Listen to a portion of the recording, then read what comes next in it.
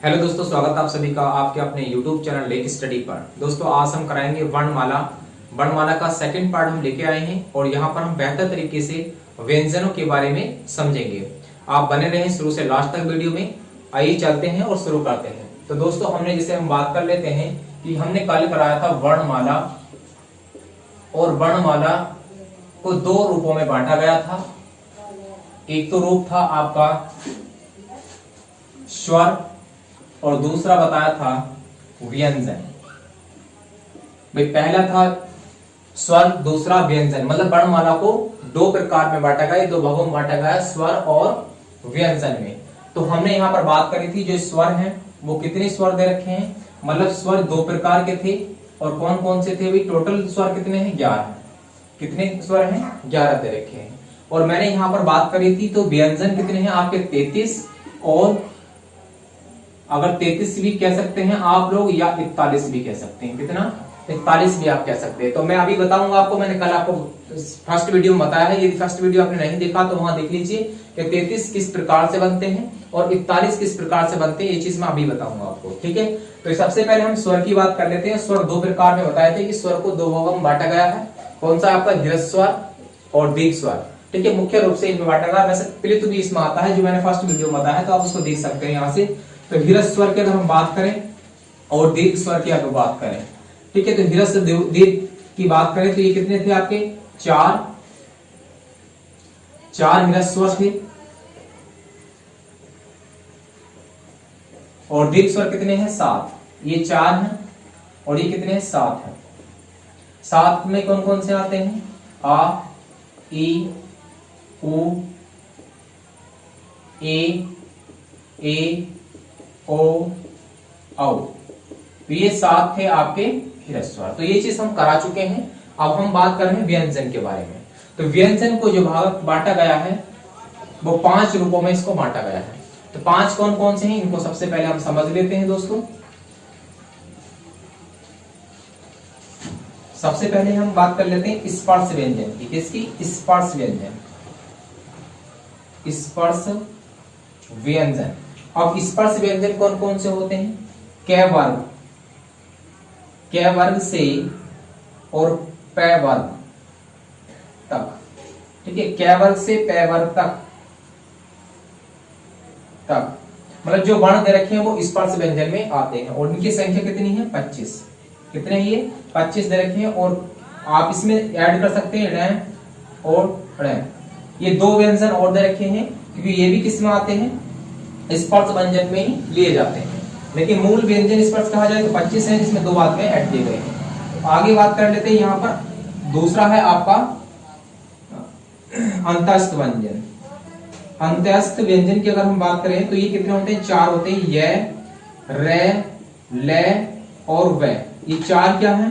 अंतस्थ व्यंजन है, ठीक है। 4 अंतस्थ व्यंजन है। ऊष्म व्यंजन की अगर बात कर लेते हैं, ऊष्म व्यंजन, तो ऊष्म व्यंजन जो दे रखे हैं ये भी 4 हैं। कितने हैं? ये भी 4 हैं। से और है, ये भी 4 दे रखे हैं, ठीक है। उसके बाद कर लेते हैं आघात व्यंजन। आघात व्यंजन, तो आघात व्यंजन कितने हैं दोस्तों? ये 2 दे रखे हैं। तो यहां पर आघात व्यंजन लिखेंगे, 2 है इनकी संख्या। जय और फैन, जय और फैन, ये 2 दे रखे हैं इसमें आघात व्यंजन। और बात कर लेते हैं यहां से संयुक्त व्यंजन की। संयुक्त व्यंजन, तो संयुक्त व्यंजन की संख्या कितनी है ये चीज हम समझ लेते हैं। तो संयुक्त व्यंजन जो दे रखे हैं इनकी संख्या भी 4 है। कितनी है? 4 संख्या है इनकी। और कौन कौन सी है? से, 6 है आपका, त्रय है, जय है और श्रेय। ये 4 जो दे रखे हैं ये कैसे हैं? संयुक्त व्यंजन है। और संयुक्त व्यंजन के बारे में मैंने आपको बताया था कि संयुक्त व्यंजन को, जैसे आपका 6 दे रखा है, तो ये जो है 2 शब्दों से मिलकर बना है। जब 2 वर्णों से मिलकर बना हुआ है। 2 वर्णों से जिनका संयोग किया जाता है उसको संयुक्त व्यंजन कहा जाता है। जैसे आपका ये दे रखा है तो इसमें आपने देखा क और प्लस से होता है, कै आधा होता है और सह पूरा होता है। जब इसको क्या किया जाता है, संयुक्त लिखा जाता है, तो ये क्या हो जाता है, छह हो जाता है। क्या हो जाता है, छह बन जाता है। उसके बाद त्रय, अगर त्रय ध्वनि की बात करें तो ये भी क्या होता है, इसमें तय आधा होता है और रे इसमें पूरा होता है। जय की बात कर लेते हैं तो इसमें जय आधा होता है और रे ये आपका पूरा होता है। उसके बाद बात कर लेते हैं श्रेय, और श्रेय जो होता है ये से इसमें आधा होता है और रे इसमें पूरा होता है। तो संयुक्त व्यंजन को जब लिखा जाएगा तो इस तरीके से इसकी ध्वनि, इसका हलंत का मतलब मैंने बताया कि वो व्यंजन आधा होगा जिसके नीचे हलंत लगा होगा। इसका मतलब उसके अंदर स्वर नहीं होगा। क्या नहीं होगा, स्वर नहीं होगा, वो स्वर रहित होगा। ठीक है, तो ये चीज आप यहां तक समझ पाए होंगे।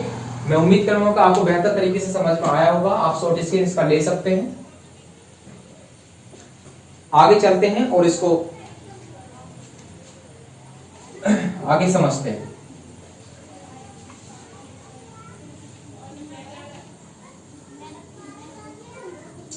तो सॉरी, मैं एक चीज बताना यहाँ पर आपको भूल गया हूं कि ये स्पर्श व्यंजन आपके यहाँ पर दे रखे हैं कितने, 27। 25 तो आपके ये वाले थे कैसे पैतक, और आपके नए और नए 2, तो 27 ये वाले हो गए, और 4 आपके अंत्यस्थ और 4 ऊष्म हो गए। ठीक है, और 2 आघात आपके और 4 संयुक्त हो गए। इन टोटल को जोड़ेंगे तो कितने बनेंगे, 41 बन जाएंगे। कितने, 41 बन जाएंगे, 41 हो जाएंगे। आप इनको देख सकते हैं।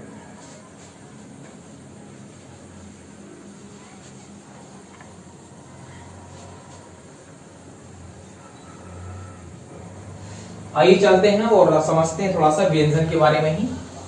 व्यंजन में हमने सबसे पहले आपको कै बारे में देखा था, जैसे कै, खे, गे, घे, ण। उसके बाद चे, छे, जे, झे, ण।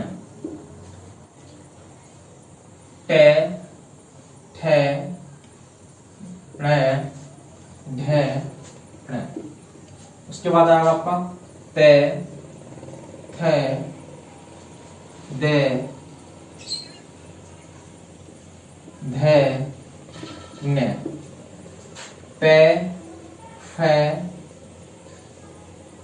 बे, ढे और मैं। तो ये 25 आपके व्यंजन दे दिए गए, और हम इसमें बात करने वाले हैं आज अल्प प्राण और महाप्राण। उससे पहले आपका अघोष और सहघोष। ठीक है, अघोष और सहघोष, अल्प प्राण, महाप्राण, अल्प प्राण और महाप्राण के बारे में हम समझने वाले हैं। तो सबसे पहले हम इसे बात कर लेते हैं कि कौन कौन से इसमें व्यंजन ऐसे हैं जो क्या है, अघोष हैं, सहघोष हैं, अल्पप्राण हैं, महाप्राण हैं। तो इसमें हमने जैसे बात करा कि ये वाले जो आपका दे रखा है, तो सबसे पहले हम बात कर लेते हैं 1 और 2। 1 2 का मतलब ये हुआ कि ये जो कॉलम दे रखा आपका, ये पूरा का पूरा क्या कहलाएगा, आपका अघोष व्यंजन होंगे। कै, चे, टा, ता, पा। ये जो व्यंजन दे रखे हैं आपके, ये क्या होंगे, अघोष व्यंजन के अंतर्गत आएंगे। आपके ये वाले जो व्यंजन दे रखे हैं, कै, छे, ठे, थे, फे, ये क्या होंगे आपके, ये भी अघोष व्यंजन होंगे। क्या होंगे, ये अघोष व्यंजन होंगे। तो दोस्तों आप इसमें देखेंगे तो अघोष में आप समझ चुके हैं कि अघोष कौन से होंगे। तो ये शुरू वाले जो है, सॉरी, ये वाले कै और खे वाले अघोष व्यंजन होंगे। सहघोष में बात कर लेते हैं 3, 4 और 5। गे, घे, ण वाला, ये तीनों वाले जो दे रखे स्तंभ, ये क्या हो जाएंगे आपके, सहघोष हो जाएंगे। ठीक है, जैसे आपके गे की बात कर लेते हैं, जय, रे, दे, वे, ये आपके क्या हो जाएंगे, सहघोष व्यंजन हो जाएंगे। कैसे व्यंजन हो जाएंगे, सहघोष व्यंजन हो जाएंगे। अब आगे हम बात कर लेते हैं कि अल्प प्राण कौन से होंगे। तो आपको याद करने का यही तरीका है कि आप इसको नंबरिंग करके थोड़ा समझें। 1-2 बार इसको आप लिखेंगे तो ये आपको याद हो जाएगा। उसके बाद हम करते हैं अल्प प्राण में 1, 1, 3 और 5। अल्प प्राण में 1, 3, 5 और महाप्राण में 2 और 4 देख लेते हैं। इसका मतलब यहाँ पर 1, 3 और 5 वाला, एक ये वाला हो जाएगा। ठीक है, उसके बाद कौन सा आपका हो जाएगा, 3 हो जाएगा और फिर 5 हो जाएगा ये वाला। ठीक है, तो ये क्या होंगे, आपके अल्प प्राण के हो जाएंगे। मतलब आपका कै, चे, टे, ते, पे, ये क्या है, अघोष भी है और क्या है, ये अल्प प्राण भी है। क्या है, अल्प प्राण भी हैं। ऐसी ग, ज, ड़, द और व ये क्या है आपका अल्प प्राण है। अगर इसकी बात कर लें तो हम इसको क्या कहते हैं, इसको नासिक्य व्यंजन भी कहते हैं। क्या बोलते हैं इनको, नासिक्य व्यंजन भी इनको कहा जाता है, क्योंकि ये नाक से बोला जाता है, मतलब नाक से इनकी क्या होती है ध्वनि ज्यादा निकलती है, इसे नासिक्य व्यंजन इनको कहा जाता है। तो आप समझ चुके होंगे यहां तक। तो आप महाप्राण की बात कर लेते हैं। तो महाप्राण क्या होगा, 2 और 4 वाला, मतलब ये वाला जो पोर्शन दे रखा आपका ये क्या होगा महाप्राण में आ जाएगा, ठीक है। और ये वाला जो दे रखा ये भी क्या होगा महाप्राण होंगे भाई। घ, झ, द, थ और भ ये आपके क्या हो जाएंगे महाप्राण हो जाएंगे, ठीक है। ख, छ, ठ, द और फ ये भी महाप्राण हो जाएंगे। तो आप इसके 25 जो स्पर्श व्यंजन हैं आप इसके बारे में समझ चुके होंगे कि अघोष, सघोष, अल्पप्राण, महाप्राण कौन कौन से होते हैं। आगे चलते हैं और आगे देखते हैं। आइए यहां पर हम करते हैं अंत्यस्थ व्यंजन की बात, अर्थात य, र, ल और व की बात कर लेते हैं। य, र, ल, व की हम बात कर लेते हैं। तो य, र, ल में इसमें कौन से अंत्यस्थ होंगे, सॉरी कौन से सघोष होंगे, कौन से अघोष होंगे, कौन से अल्पप्राण और कौन से महाप्राण होंगे, ये चीज समझ लेते हैं। तो ये सारे के सारे अंत्यस्थ व्यंजन हैं और इन व्यंजनों को कहा जाता है अल्प प्राण। क्या कहा जाता है इनको, अल्प प्राण के अंदर रखा जाता है। तो ये सारे व्यंजन कैसे हैं, अल्प प्राण हैं और ये कैसे हैं सघोष हैं। ध्यान रखना कि केवल इनकी बात कर रहा हूं, य, र, ल, व, य, र, ल, व जो है क्या है सघोष भी है और अल्प प्राण भी है। तो इस तरह से आप इनको याद कर सकते हैं। आगे हम बात कर लेते हैं, जैसे आपका एक व्यंजन मिल जाते हैं ऊष्म व्यंजन। तो ऊष्म व्यंजन कौन से होते हैं, स, है, ये ऊष्म व्यंजन होते हैं। जैसे आपका स मिला, आपका स और है मिला, तो ये ऊष्म व्यंजन होते हैं। अब इनमें कौन कौन से अल्प प्राण है, कौन कौन से महाप्राण है, ये चीज समझ लेते हैं। तो इसमें स और स ये तीनों क्या हैं महाप्राण है। कहने का मतलब ये है जिनके उच्चारण में जो वायु है वो ज्यादा खर्च हो, ये ज्यादा ऊष्मा हो, तो वो क्या कहलाते हैं आपके महाप्राण कहलाते हैं। स है, मतलब इसमें ऊष्मा ज्यादा हो रही है, इसको ऊष्म व्यंजन भी इसलिए कहा जाता है। तो ये क्या हो गए, प्राण वायु ज्यादा खर्च करनी पड़े तो आपका हो जाएगा महाप्राण, ठीक है। अब इसमें एक इकलौता ये वर्ण बच जाता है, व्यंजन बच जाता है।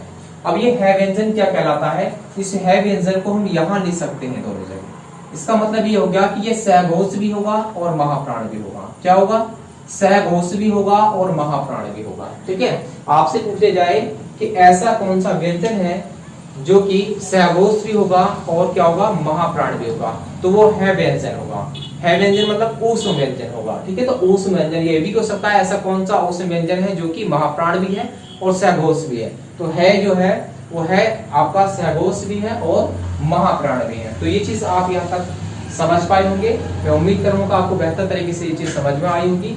आज के लिए बस इतना ही, मिलेंगे इस तरह की बेहतर वीडियो के साथ। नमस्कार, जय हिंद।